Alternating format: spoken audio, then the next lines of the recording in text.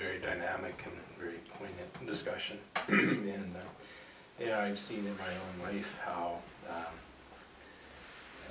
you know, we'll start with just my own day-to-day, because you don't need to look out in the world to see all of that stuff happening, you know, in the most simple things that are happening in our exchanges with individuals. And what I'm seeing now more is my violence, if you will, in my day-to-day existence. When I get really comfortable and flow into it, is this thing, this trap of self-importance, you know, and the feelings that are all, you know, pulled into this body of, you know, the whole seriousness of it, if you will. And we see that out in the world. It's so amazing. And you talk about Gaza and that, how, you know, there are these positions that are taken that are so important, right? And what's interesting about this importance, and, you know, it's kind of a mental concept to speak of as importance, but what's really the real subtleness of it is the feelings that are involved with it. And what I've been experiencing more and more recently is that just beyond that sort of sticky trap of my own self-importance is the immensity of everything it is. Is what you're speaking of, this kind of, you know, huge levels of feeling that humanity has been blocked from for a long time. And we're going to move into this.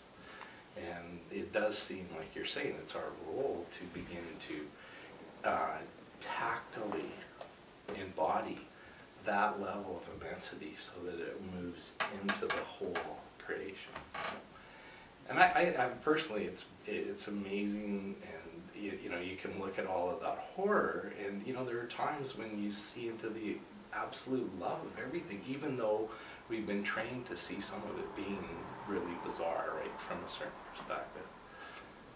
I think it's these positions that are becoming so apparent on the world stage are becoming so obvious to everyone that it's a really kind of a, you know, it's becoming more and more obvious how wrong it is, or how there's something going on that has got to totally be released.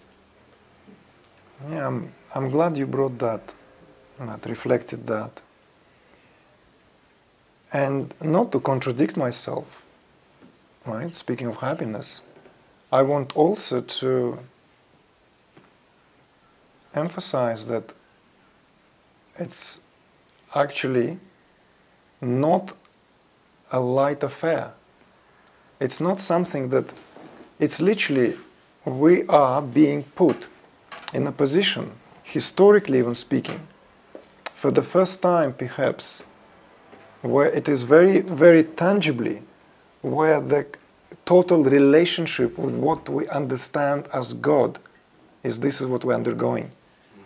Because if those of you who have been following one way or the other have noticed that this teaching does not rest on leave it all to God to sort it out.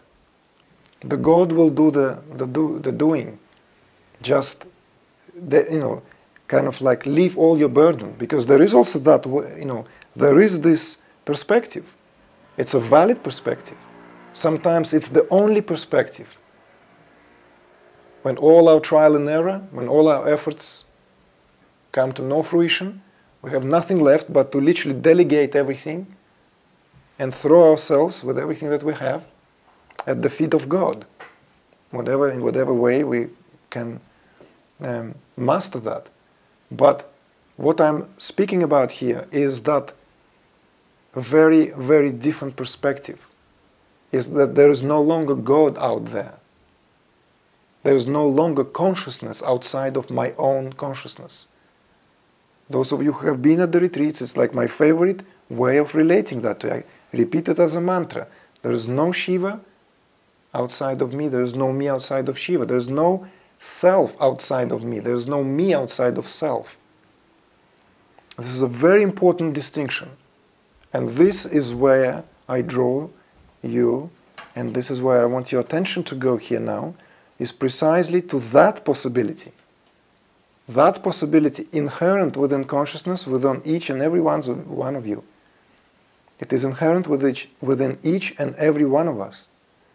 Because what we're undergoing collectively now is not a light, some kind of just a passing little storm. You know? It's not a something like really, a few clouds gathered, don't worry, we just lock our house and just close the windows in case there's some wind and wake up tomorrow. There's none of that.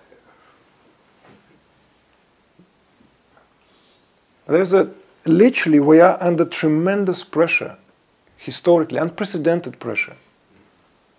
Some say make it or break it. Some say actually it's too late.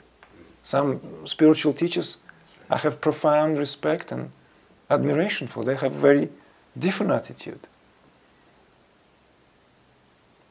It is to that portion of your awareness that I want to bring the attention. It's that literally, it's like a request. It's like, you have teenagers, right? Some of you have children, some of you haven't had the chance, but try to relate to that example. Some of you too young or too old to have children, doesn't matter. You will understand what I mean. The kids running around and they're allowed to do whatever they're allowed to do until they get been told off, time out, or get a little smacky, But then comes a time when it's kind of, when they're teenagers, When they're teenagers, they kind of have mind of their own. The age of adolescence, it's suddenly breaking into that, coming into that time when, you address your own child and you say, look, this is what this is what it really means to grow up. When your child comes to you and presents these, predicaments, the heartbroken, like first relationship, what have you, existential questions. This is what we're experiencing now. Literally this growing up phase, when we're coming out of that phase when something would be done for us, somehow it will all be done for us. This is the responsibility of taking a stand as consciousness. This is what is really and truly what it means.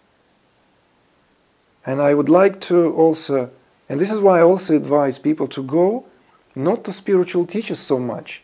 Choose your favorite ones and stick with them for a while. But educate yourself in what is happening in the sciences. Because to me, this is where the juice is right now. This is, to me, is that when really things make sense, because it's no longer left to wild fantasy or somehow have to be taken on faith. Or yet another taking on faith, Yet another belief, another coming of Jesus, None of that.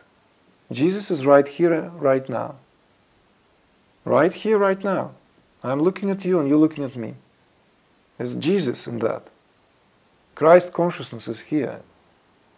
This is the second coming. Arrived, and the only thing is that how much we are open to that, deep within our own heart.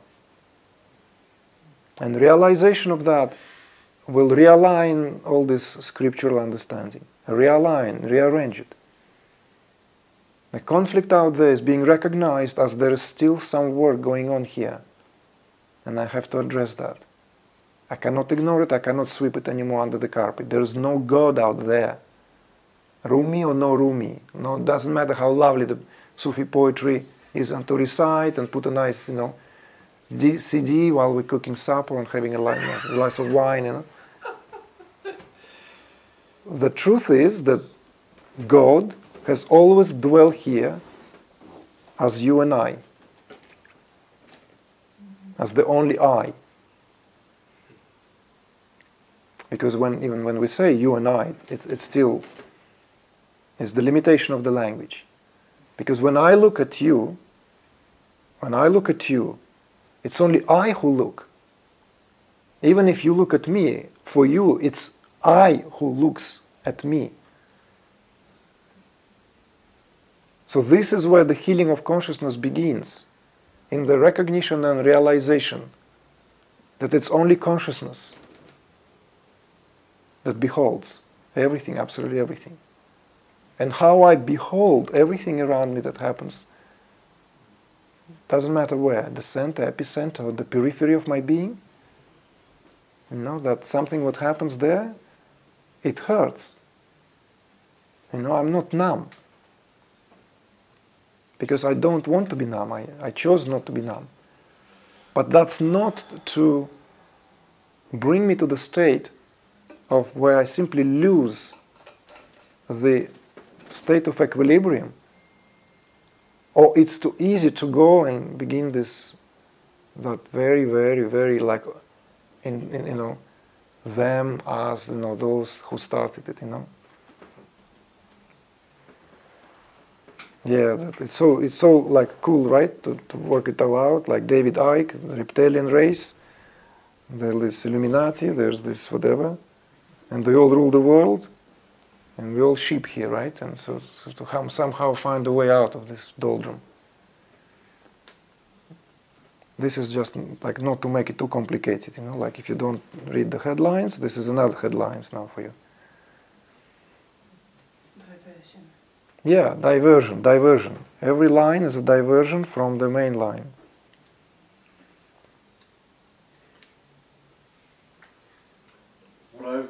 The way I frame it, or the way I observe it, I guess, is it's kind of like the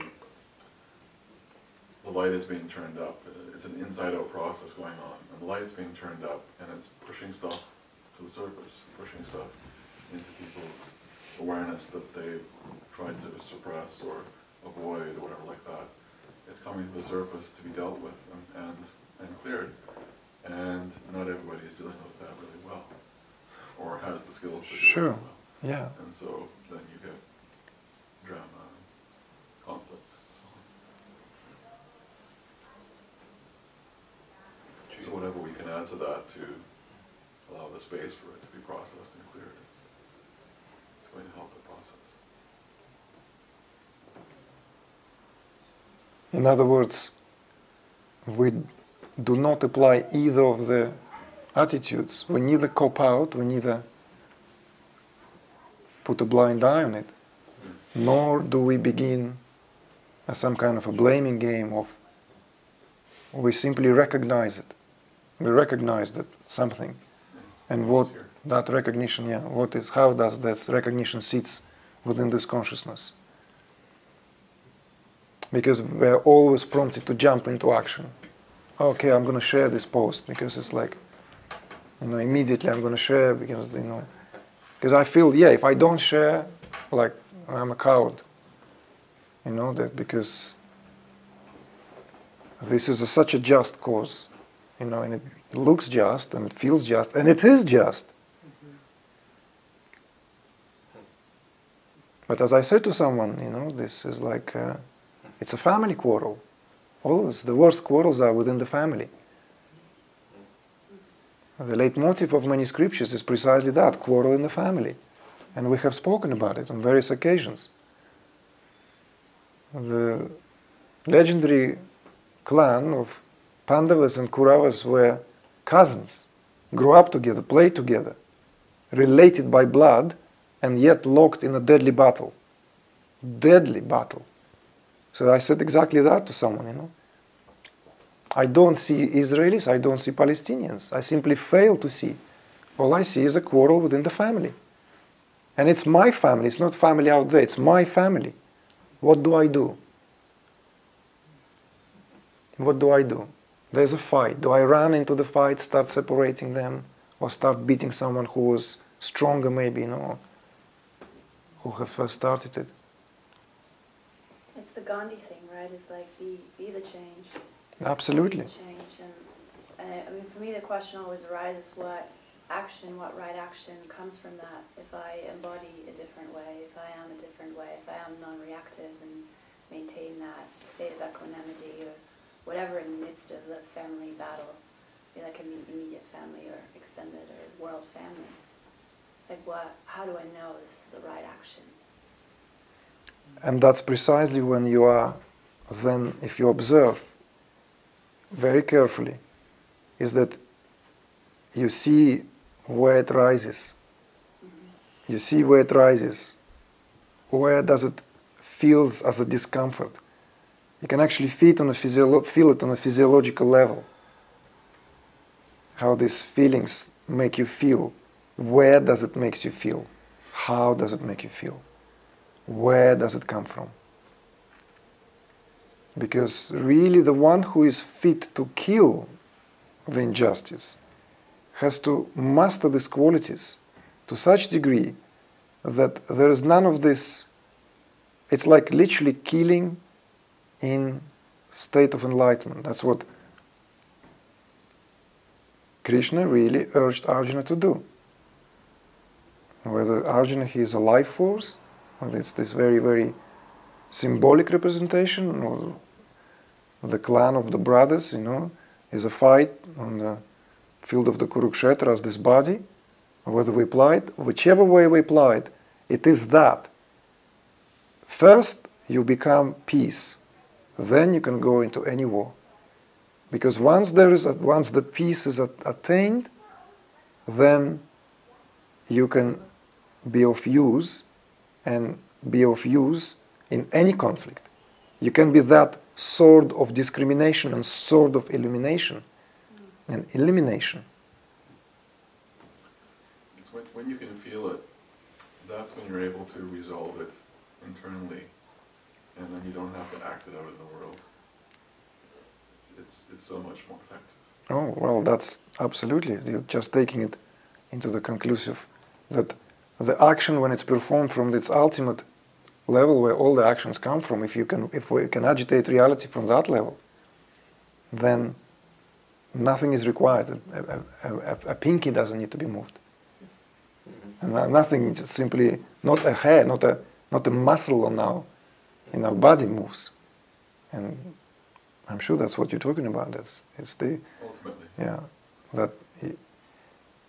And that is an invitation in a way. This is an invitation to work from that level. To work from that level where we can bring that healing touch and that we can embody that. Doesn't mean that we're not going to fail. Don't get distracted here, and don't get, because then we're setting this very unbelievable kind of standards for ourselves. No.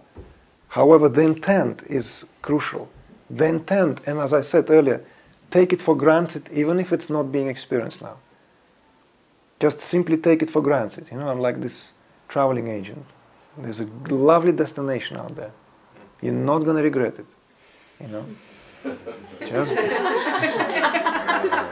Just book yourself there.